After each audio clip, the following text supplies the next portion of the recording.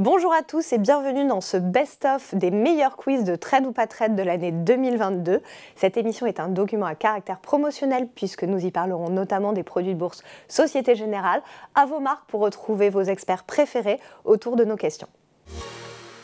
Le quiz sur les introductions en bourse, tant attendu. Léa Gézéquel, je vous en prie, rappelez à nos invités les règles parce qu'ils sont un peu dissipés généralement. Alors, je vous donne la question, vous attendez que j'ai nommé toutes les réponses pour buzzer. Merci messieurs. On y va pour ce quiz spécial introduction en bourse. Première question, quelle est la plus grosse introduction en bourse de tous les temps? Petit. Disqualifié Jean-Louis. C'est fou ça. Dès le début. Dès le début. Je vous en prie. Première réponse, Saudi Aramco. Deuxième réponse, Meta, soit Facebook. Et troisième réponse, Visa. Bruno, c'est pour vous. Saudi Aramco. Bravo Bruno, donc c'est la bonne réponse, Saudi Aramco. Donc ce qui est important de savoir, c'est que tous ces montants sont bien sûr les montants qui ont été mis aux mains du public et non bien sûr la valorisation globale de l'entreprise. Et en fait, cette IPO, malgré le fait que c'est été la plus grosse de tous les temps, a assez peu fait parler d'elle dans les médias. Pourquoi? Parce qu'elle était essentiellement dédiée aux Saoudiens et que seuls 10,5% de l'introduction ont été finalement pris par des investisseurs étrangers. D'où finalement le peu de couverture médiatique par rapport à l'importance de cette IPO. Grosse introduction et très grosse entreprise puisque la valorisation est de l'ordre de 1700 milliards de dollars. Alors un point pour Bruno, 0 pour Jean-Louis, 0 pour Mathieu. C'est parti, deuxième question. Deuxième question. Lors de sa première journée de cotation en bourse à New York, quelle a été la variation de l'action Alibaba en 2014? Petit 1, moins 15%, petit 2, plus 38%, petit 3, moins 50%. Lancez-vous. Au hasard, plus 38. Bravo Bruno, vous êtes sur une lancée aujourd'hui, j'ai l'impression. Extraordinaire. Effectivement, plus 38%, c'est la hausse la plus importante de toutes les IPO durant la première journée de cotation. Pour vous donner un ordre d'idée, il y a eu 100 millions de dollars d'actions échangées pendant les 10 premières minutes de cotation. Alors 2 points pour Bruno, 0 pour Jean-Louis, 0 pour Mathieu. Ressaisissez-vous, messieurs. Non, mais tout à l'heure, moi je C'est vérifiais le si moment. ça marchait, c'est tout. Il n'y a que 5 questions. Si vous laissez Bruno répondre correctement à celle-là, c'est fini. C'est fini. C'est fini pour vous. On arrête à la On a perdu. On arrête à la 3. Troisième question. Que signifie IPO? Petit 1, Initial Public Offering. Petit 2, Introduction Public Offering. Petit 3, Initial Personal Offer. Ralenti. Jean-Louis? C'est Jean-Louis? Ça me semble, hein. Oui, c'est toi. Une.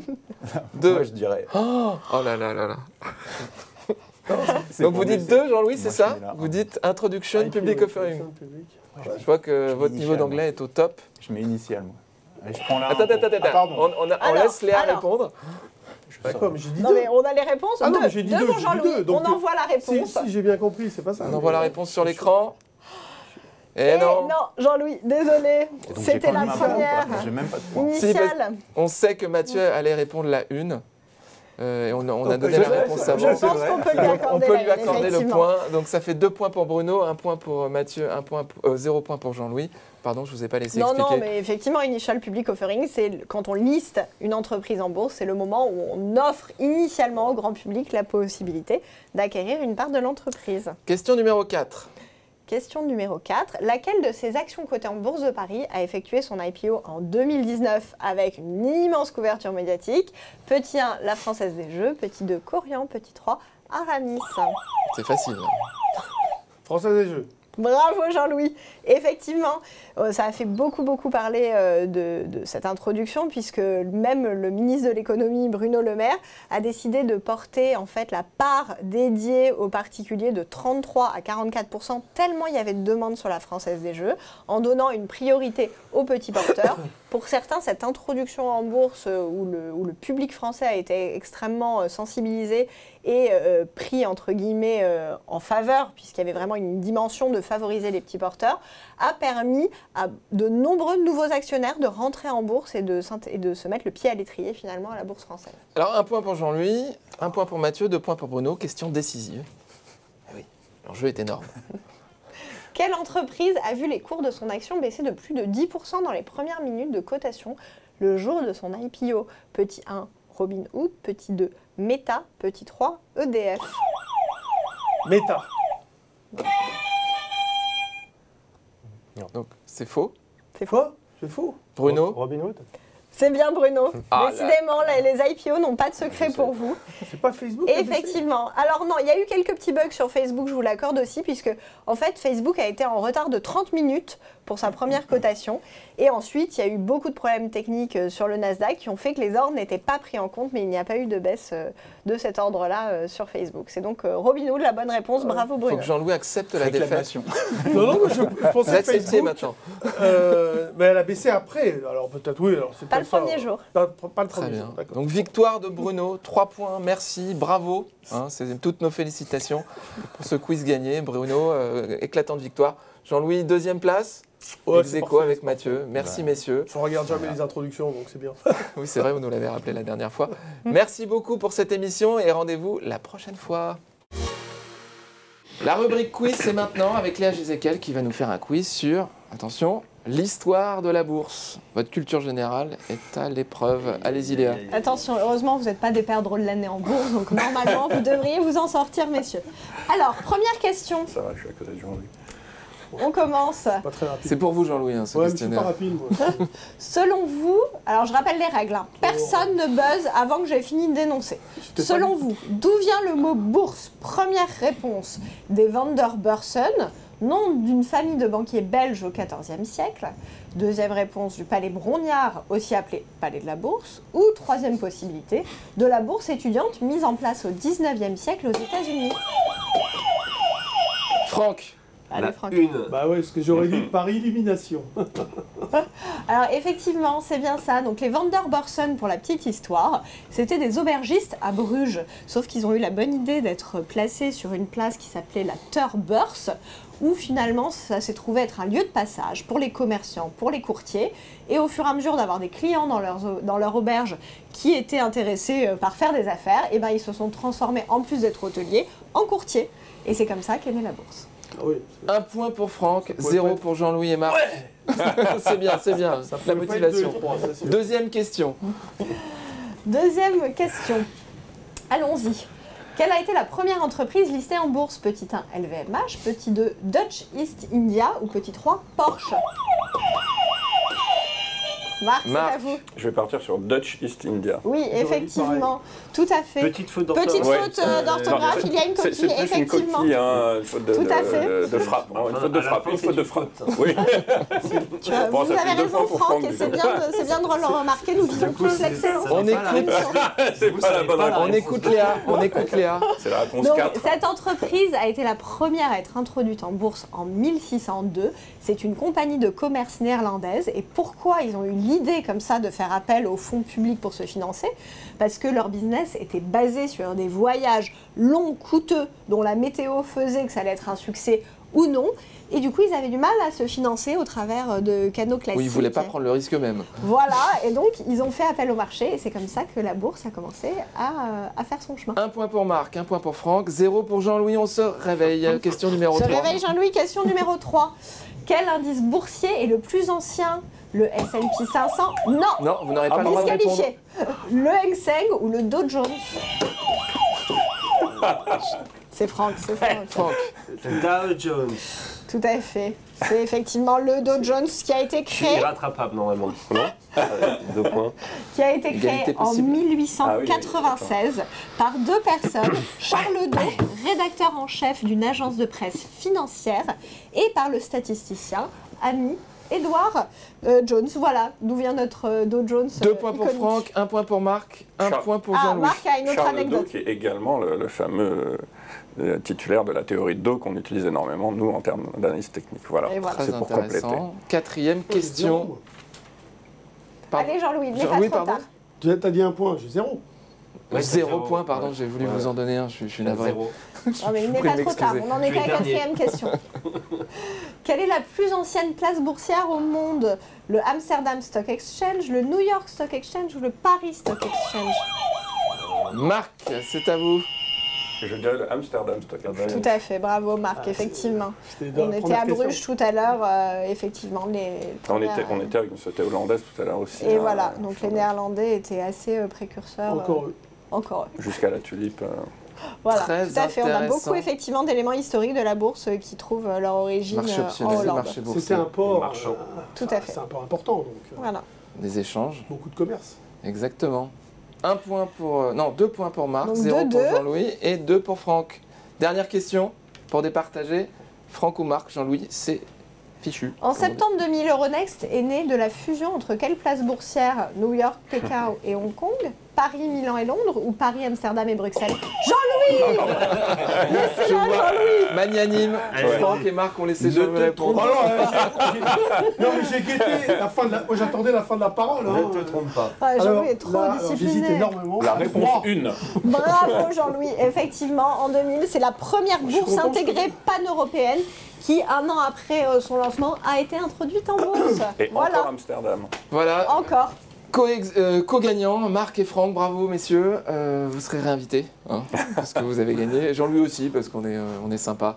Merci à vous tous pour cette émission. Rendez-vous Merci. sur notre chaîne YouTube, sur notre chaîne Twitter et sur notre chaîne LinkedIn SG Bourse pour la rediffusion de cette émission. Et à bientôt. La rubrique quiz avec tout ce que vous avez voulu savoir sur les taux d'intérêt sans jamais oser le demander. Léa, c'est à vous. Vous connaissez les règles, hein? Vous allez nous les rappeler, Léa? Oui, tout à fait. Alors j'énonce la question et vous attendez la fin des réponses possibles avant de buzzer. Allez, on lance la première question. Qui est actuel? Pas moi. Personne, c'est pour les néophytes, Jean-Louis. Alors, quel taux parmi les suivants n'est pas considéré comme un taux directeur de la Banque Centrale Européenne? Réponse 1, le taux d'usure. Réponse 2, le taux de rémunération des dépôts. Réponse 3, le taux de refinancement. Le taux d'usure. Tout T'as à vu fait. avant, ouais. T'as pas fini de parler? Non, si, si. Ah non, non, non, elle avait fini. Ah non, non, je trichez pas, valide, je il a valide. fait- Je j'avais suis fini de indépendant, parler. je valide. Un point pour Dorian. Effectivement, c'est le taux d'usure. Alors, le taux d'usure, on en a beaucoup entendu parler puisque c'est le taux maximum légal pour contracter un prêt. Et si jamais le taux dépasse ce niveau, on est dans ce qu'on appelle l'usure, qui représente un délit pénal. A contrario, le taux de rémunération des dépôts, c'est le taux d'intérêt auquel les réserves obligatoires des banques commerciales sont rémunérées, alors que le taux de refinancement, c'est le taux qu'applique la BCE pour les banques commerciales quand elles ont besoin de liquidités. Taux de rémunération qui a été négatif pendant de nombreuses années et qui est repassé positif, c'est ça? Exactement. Très bien, un point pour Dorian, 0, 0. Oui, Vous regarderez le ralenti. Hein. très bien, avec plaisir. Ça va. Je n'y manquerai pas. Léa, deuxième question, s'il vous Deuxième plaît. question. Quel est le taux actuel du taux directeur de la Fed? 2,75%, 3,25%, 1%. Alors, 3,25 pour moi. Oui, pareil. Oui, effectivement. 3,25, Bravo. très bien. En 2022, ça change vite en ce moment. ouais, ça change très Ça vite. dépend de quand est tournée Oui, l'émission. c'est ça. Surtout que depuis juin, ça fait 3 hausses de taux d'affilée de la BCE de 0,75%. Donc on est passé en juin d'un taux de 1% à un taux de 3,25%. Un point pour Mathieu, un point pour Dorian. Jean-Louis, c'est votre anniversaire au plus aujourd'hui. Donc il va falloir se réveiller. Hein. Problème de besoin. Bon anniversaire. Léa, Quelle banque centrale présente aujourd'hui une politique ultra accommodante qui se caractérise par un taux négatif? Petit 1, la Bank of England. Petit 2, la Bank of Japan. Petit 3, la Reserve Bank of Australia. C'est Jean-Louis. Banque du Japon. Oui, très bien Jean-Louis, effectivement. 149, là, le dollarienne, là, waouh, c'est... On Oui, un dira gros pas les mouvement. coulisses, mais c'est mon cadeau d'anniversaire, c'est très plus. Effectivement, contrairement aux autres puissances, au Japon, on n'a aucun risque que les salaires augmentent. Il n'y a pas de risque de spirale inflation-hausse des salaires, puisque depuis 30 ans, le Japon est dans une situation de croissance molle et de déflation, ce qui n'est pas du tout le bon contexte pour négocier des hausses salariales, plus une culture au Japon qui n'est pas franchement à la négociation salariale. Du coup, au Japon, ils sont un peu à contre-courant, puisqu'aujourd'hui, ils ont une inflation de 3%, et leur objectif, eux, n'est pas de rester sous un seuil, mais de rester au-dessus du seuil des 2% d'inflation. un point partout pour chacun des candidats. Quatrième question, Léa, je vous en prie. Alors, question scénario d'investissement. Je pense que les taux d'intérêt des obligations assimilables du Trésor, les OAT, vont augmenter. Quel produit de bourse je dois choisir? Un turbo put sur l'OAT, un turbo call sur l'OAT ou un leverage sur l'OAT? C'est la vitesse. Hein. La 2 pour moi. Ah non, pardon, la 1, excusez-moi. Ah, trop J'ai tard. mal- Non, la 1, là. c'est le Non, put, c'était à la 1. Jean-Louis après. Bah oui, c'est le put. C'est Ouais, le ouais, scénario. Eh oui, effectivement, Ah là là. Jean-Louis, Alors, on deuxième explique, bonne on réponse. explique. Alors, oui, Réponse trop vite. effectivement. Donc, il n'est pas possible aujourd'hui d'investir directement sur les taux d'intérêt. Par contre, il est possible d'investir sur les futurs, les contrats à terme, sur les obligations des taux d'intérêt. Or, l'obligation étant une actualisation d'un flux futur, ça fonctionne à l'inverse. Donc, si vous pensez que les taux en pourcentage vont augmenter, il faut investir sur la baisse de l'obligation. D'où la bonne réponse de Jean-Louis. Ça fonctionne à l'inverse. Vous prenez la tête, Jean-Louis. Mes félicitations. C'est pas si souvent. 2 points. Est-ce que je perds un un point pour point, du Mathieu, un point pour Dorian. Dernière question. Allez. À quelle obligation correspond le taux appelé BTP? Petit 1, une obligation allemande. Petit 2, une obligation américaine. Petit 3, une obligation italienne. Oh, c'est Jean-Louis C'est encore. Jean-Louis encore. Inarrêtable. Voilà, Jean-Louis. j'ai appuyé tout de suite, hein, du coup. Hein. Tout de suite. Ah, Italie. Et oui, ce sont les buoni del tesoro poliannuali. C'est l'obligation nationale italienne, alors que le Bund, ce sont bien sûr les obligations allemandes, et les T-notes, les obligations américaines. On applaudit Jean-Louis pour son Bravo, anniversaire Jean-Louis, qui gagne ce joyeux quiz anniversaire. brillamment. Et merci à vous d'avoir été là et à la prochaine fois. Merci infiniment. Rubrique quiz avec un qui suis-je cette semaine. Léa, il faut rappeler les règles parce qu'ils sont un peu indisciplinés aujourd'hui, j'ai l'impression. Alors, je rappelle la S'il vous plaît. règle. Voilà, ça, on ne fait pas. Donc, je vous donne la question et je cite les 3 réponses possibles. On attend la fin de l'énoncé des 3 réponses possibles avant de buzzer sous peine de disqualification imminente. Sur la question. Alors, On vous demandera qui pas de suis-je ? sortir de la pièce. Première question. Je viens de racheter une entreprise. Dans la foulée, j'ai décidé de licencier le PDG ainsi que le directeur financier et la directrice des affaires juridiques. Je suis réponse 1, Bernard Arnault. Réponse 2, Elon Musk. Réponse 3, Vincent Bolloré. C'est Bruno. Elon Musk. Exactement, effectivement, il fallait vraiment être en vacances sans Wi-Fi pour avoir loupé cette information. Elon Musk, qui a racheté pour 44 milliards de dollars Twitter, on le rappelle, vient de licencier effectivement massivement ses effectifs, puisque à peu près la moitié des employés de Twitter auraient reçu un email de licenciement selon la rumeur. Et effectivement, des postes hautement placés dans le réseau social ont effectivement été refaits. 1 point pour Bruno. Trop facile. C'était. Attention Jean-Louis, ne Attention, soyez ça se pas trop complique. confiant. Non, mais le passé. Question 2. Je suis un homme politique. J'ai travaillé dans le passé dans une banque d'investissement et ma fortune personnelle équivaut à 2 fois celle du roi d'Angleterre. Je suis réponse 1. Pardon. Hop, out, Marc. Ouais, mais oui, Réponse mais ça- 1, Mario Draghi. Réponse 2, Rishi Sunak. Réponse 3, Emmanuel Macron. Ah, c'est Jean-Louis. Je sais pas, moi j'essaye de faire par élimination 2. Oui, effectivement, tout à fait, c'est bien, c'est une méthode qui fonctionne puisque le nouveau Premier ministre d'Angleterre a une fortune estimée à 730 millions de livres tout de même et il a un passé avant d'être de cette vie en politique qui est plutôt côté banque d'investissement et hedge fund. 1 point pour Jean-Louis, 1 point pour Bruno. Marc, réveillez-vous. Ah non, mais je bosse trop vite. Et Vous soyez êtes trop disciplinés. impatient. Question numéro 3. J'ai perdu plus de 11 milliards de dollars le jeudi 27 octobre en raison de la chute en bourse d'une entreprise dont je suis propriétaire. Je suis petit 1, Jeff Bezos, petit 2, Zhang Yiming, petit 3, Mark Zuckerberg. C'est Jean-Louis. C'est il me Jean-Louis semble. encore. Marc. Vous le Tout à connaissez fait. C'est pas moi. Vous le connaissez C'est pas... C'est pas moi. J'aimerais bien l'avoir. Effectivement, c'est Mark Zuckerberg puisque ce jour-là, Meta a perdu 25% en bourse, ce qui équivaut pour lui finalement à une perte de 11 milliards de dollars. C'est quand même une mauvaise journée pour Mark, on ne va pas se le cacher. L'action était au plus bas depuis 2016 et sa fortune ce jour-là était passée de 140 milliards de dollars en 2021 à 40 milliards ce jour-ci. Voilà. Ça serait intéressant de voir combien Jeff a perdu aussi, parce que Amazon, là, depuis un petit mois, Ah oui, je pense qu'on aussi n'est subi pas un très petit loin peu, là. Mais là, c'était sur un jour, donc c'était vraiment oui, marquant. je sais. Ouais, mais, ouais. 2 points pour Jean-Louis, 1 point pour Bruno. Marc, c'est... Ah oui, je sais. Votre sais, avant-dernière Marc, c'est le chance. moment là. 4e question. Je détiens un var en call sur l'action Kering dans mon portefeuille. Je suis persuadée que si l'action Kering augmente, mon produit de bourse prendra forcément de la valeur. Je suis petit 1, un spécialiste des produits de bourse. Petit 2, François-Henri Pinault. Ou petit 3, un investisseur non aguerri. Bruno. Un spécialiste.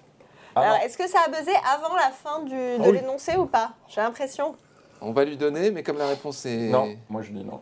Alors, Bruno, j'ai pas entendu là. Spécialiste des produits. Non, faux. Moi, Marc, c'est Un pour vous. investisseur non aguerri. Exactement, c'est un investisseur non aguerri À parce cause qu'il de est... la volatilité Voilà. et de la valeur tournante. Il est sur un VAR en call, donc effectivement, si l'action Kering monte du côté du scénario directionnel, il est dans le bon sens, donc il a quand même une forte probabilité que son produit augmente, mais un VAR ne varie pas, sa valorisation ne varie pas qu'en fonction du scénario du sous-jacent, il varie aussi en fonction de la volatilité implicite sur le titre et de la maturité du temps qui reste jusqu'à la fin de vie du produit. Donc, ce n'est pas le seul paramètre à en prendre en compte et il ne prendra pas forcément de la valeur. Pas à 100% d'écart. Marc, un point. C'est bien. Je vous félicite. Bruno, un point. Attention. Et Jean-Louis, 2 points. Dernière question. pour vous Cinquième question, départager. tout peut basculer. Je suis un indice boursier composé des 40 plus grosses capitalisations boursières de mon pays et je suis un indice dit Total Return où les dividendes sont réinvestis. Qui suis-je? Petit 1, le DAX, petit 2, le S&P, petit 3, le CAC. Ah, je sais pas. Ouais. Ok. Le DAX. Bah oui. Bravo. Effectivement, le DAX, donc la subtilité, c'est qu'avant Oui. c'était le DAX 30 et qu'il est passé au DAX 40 en 2021, c'est assez récent. Le S&P, quant à lui, bien sûr, c'est les 500 plus grosses capitalisations des États-Unis et le CAC regroupe bien 40 valeurs, mais pour autant, c'est un indice qu'on appelle price return, c'est-à-dire que les dividendes ne sont pas réinvestis. Comme la plupart des indices internationaux, Tout le à DAX étant une exception. Merci beaucoup à tous. Donc, victoire de Bah, Julie. moi, Égalité. Ex aequo. Bah, ex aequo justement, entre Bruno. donc c'est moi qui ai gagné. Voilà, par Ex élimination. aequo entre Bruno et Merci. Jean-Louis. Marc, merci de votre participation. Vous ferez mieux la prochaine fois. Ouais. Merci de votre attention pour cette émission. Si vous aimez l'émission, vous pouvez cliquer sur like sur nos réseaux sociaux. Et à la prochaine fois. À vos marques. Prêts, partez. C'est à vous tous de jouer. Là, vous pouvez jouer au quiz de Léa Jézéquel sur l'analyse technique. On va voir si vous êtes des vrais spécialistes. Ouais, c'est pas évident pour moi aujourd'hui. Je vous demande quand même un peu d'indulgence parce que je sais que, pour une fois, vous êtes tous beaucoup plus experts en la matière que moi. Donc j'espère quand même avoir réussi à trouver quelques angles où potentiellement il y aura un petit peu de compétition entre vous. Alors je vous rappelle les règles. J'énonce la question. Vous attendez d'avoir la fin des énoncés des réponses potentielles pour buzzer sous peine de disqualification. C'est celui qui va peser le plus vite là. À quoi oppose-t-on souvent l'analyse technique? Petit 1, l'analyse boursière. Petit 2, l'analyse fondamentale. Petit 3, l'analyse graphique. Elle n'a pas fini là. Allez, J'ai fait Jean-Louis. comme c'est. Elle a pas Non, fini. non, j'avais fini. 2. 2. Réponse, s'il vous plaît, en régie. Effectivement, c'est bien l'analyse fondamentale, puisque l'analyse technique, vous l'avez compris après cette émission, est basée sur l'historique de cours, peut-être très court terme, contrairement à l'analyse fondamentale, qui étudie les fondamentaux économiques et financiers d'une société et qui peut s'apparenter plus à de l'investissement moyen-long terme. Franck, vous ne saviez pas ça? Vous n'avez pas répondu? Si, mais Vous êtes fatigué c'est aujourd'hui. l'opportunité à mes pères de répondre. Moi, j'ai pas eu le temps, j'ai suivi les règles. Hein. Deuxième Il avait question. pas ce droit, je crois. Deuxième question. On monte un petit peu le niveau, attention. Qui est considéré comme le fondateur de l'analyse technique? Petit 1, Munehisa Oma. Petit 2, Charles Dow. Petit 3, Warren Buffett. Ah bah Jean-Louis. Dao. 2. Eh ben non, c'est ça l'erreur. J'aurais Et dit voilà. pareil. Pour le coup, j'aurais répondu pareil. Donc, Ah, non, C'est Oma C'est le japonais. Ah bah allez-y, allez-y, c'est on reprend les là. Japonais. Alors, C'est la une, puisque ce sont les Japonais. bougies japonaises. Qui, Ouais. non, tout à fait. écoute. moment de culture. qui, en Culture fait, bourse. qui ont commencé à analyser l'évolution des cours du prix du riz. Et c'est comme ça Franck, c'est pas- avec les chandeliers japonais, et on a créé indirectement l'analyse technique. Vous avez quelque Franck chose à a tout ajouter? dit. Effectivement, Munehisa Oma, né au XVIIIe siècle, surnommé le dieu des marchés, est le fondateur de l'analyse technique. Il a engrangé plus de 10 milliards de dollars en spéculant sur le riz. Et en fait, pour la petite anecdote, il avait commencé sur des feuilles de papier de riz, c'est ça qui est quand même incroyable, à consigner des informations sur les variations de cours du riz, le plus haut, le plus bas, la clôture. Et en consignant tout ça, il a commencé à remarquer des modèles, des signaux d'achat et de vente. Et ça a été le début des chandeliers japonais.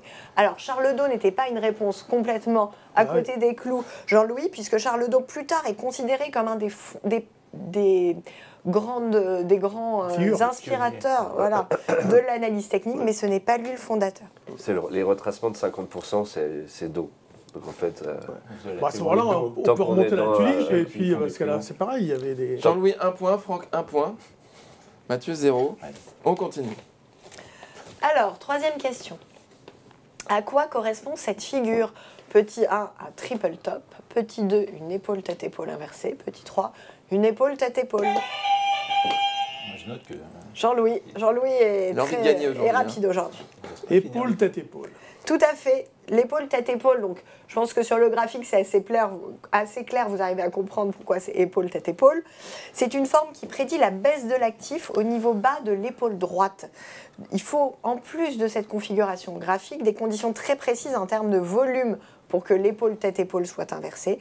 Et bien sûr, l'épaule, tête, épaule inversée et l'inverse, c'est-à-dire que ça va prédire une hausse des cours, alors que le triple top, lui, est une figure baissière après 3 points atteints. Et si on peut rajouter un truc, c'est que c'est une figure de retournement de moyen terme. Et à tous ceux qui cherchent des épaules et des têtes-épaules un peu partout, il faut absolument que cette figure intervienne après une grande phase de hausse. Et c'est seulement là qu'on a un retournement de tendance. Si on cherche des têtes-épaules au milieu d'un range, d'une oscillation horizontale, ça ne fonctionne pas. Ça qui est assez complexe dans l'analyse technique, c'est qu'on se rend compte qu'en plus de la figure visuellement identifiable, il y a tout un contexte autour qui permet de valider ou d'invalider. Figure d'essoufflement. Très intéressant. Donc 2 points pour Jean-Louis, 1 point pour Franck, 1 point pour Mathieu. 0. Tu tiens? 0. Ouais, c'était parce que j'étais de bonne humeur. Non, 0, pardon. C'est gentil. 4e question. Laquelle de ces affirmations est un des 3 grands principes de l'analyse technique? Les événements macroéconomiques sont primordiaux. Première réponse. 2e réponse, les actifs évoluent toujours en tendance. 3e réponse, l'histoire ne se répète jamais. 2. Tout à fait, Jean-Louis. Inarrêtable aujourd'hui. C'est terrible. Quel talent. Effectivement, il y a Écoutez. 3 grands principes en analyse technique. Corrigez-moi si je me trompe. Premier principe, on peut lire toute l'information disponible sur une valeur dans le cours à l'instant T de cette valeur. 2e grand principe, les actifs évoluent toujours en tendance. Et 3e grand principe, l'histoire se répète. Un petit bémol, on peut lire toutes les informations disponibles à un instant T sur un cours. C'est ce que sans doute de grands analystes techniques disent, mais Franck, vous disiez un peu l'inverse. L'analyse technique est un instrument de timing et on doit garder un œil assez attentif sur les fondamentaux d'une entreprise. Toute l'information est dans les cours. Le marché est censé avoir toujours raison, Oui. mais les comportements court-termistes entraînent du bruit. Et quand on vise un peu plus loin, la concurrence est beaucoup moins féroce. Et si on sait ce sur quoi on est en train de se positionner et en mettant le temps dans notre camp, on parlait de ce tout à l'heure de Alten qui reverra les 160, c'est qu'une question de temps voilà, donc mettre un maximum de chance derrière soi. Intéressant. 3 points. Faire attention parfois, parce que je me souviens d'une époque où Alcatel devait revoir les 100 euros et on les a jamais revus. Heureusement, on les a pas vus. 3 points Dernière question. pour Jean-Louis, 1 point pour Franck, et 0 point pour Mathieu, excusez-moi. Allez, challenger un peu Jean-Louis, là c'est trop facile pour lui.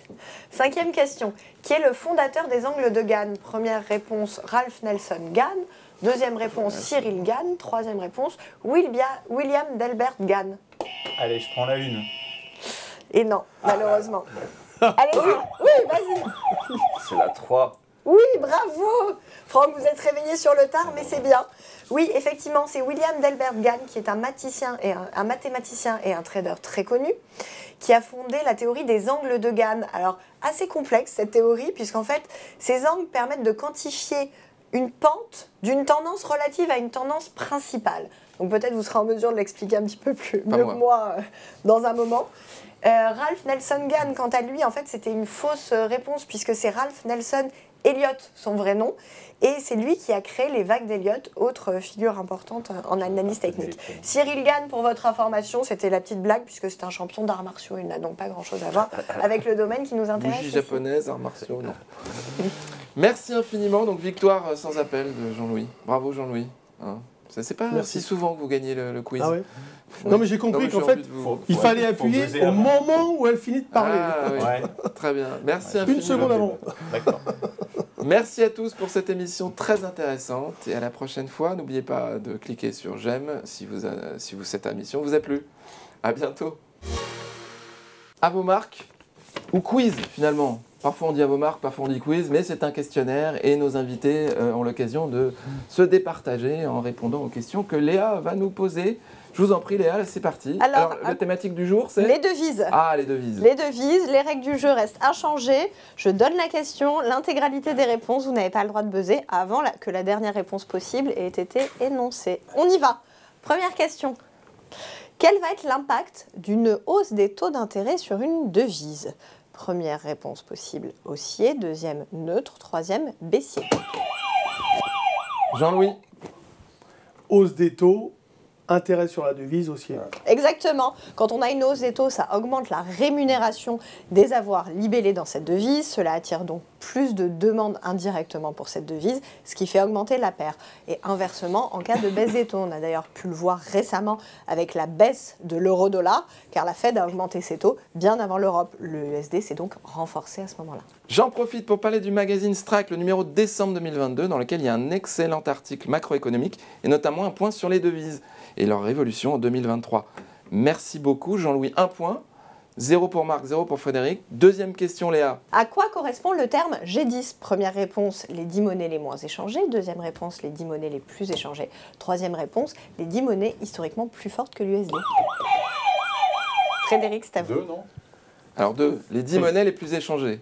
Attention, effectivement, Frédéric, vous avez la bonne réponse. Ce sont les 10 monnaies les plus échangées. Alors parfois, on dit aussi le G11 quand on rajoute la couronne danoise à ces 10 monnaies. Donc, je vais Ce qui n'a rien à voir avec le G7, le G20, Rien à absolument voir. rien à voir. Non, Merci rien de à cette voir. intervention. Donc, les 10 monnaies les plus échangées. Alors, les 5 premières, on peut tous les trouver assez facilement. On a l'USD, l'euro, le GBP, le JPY, donc la monnaie japonaise, et le CHF en Suisse.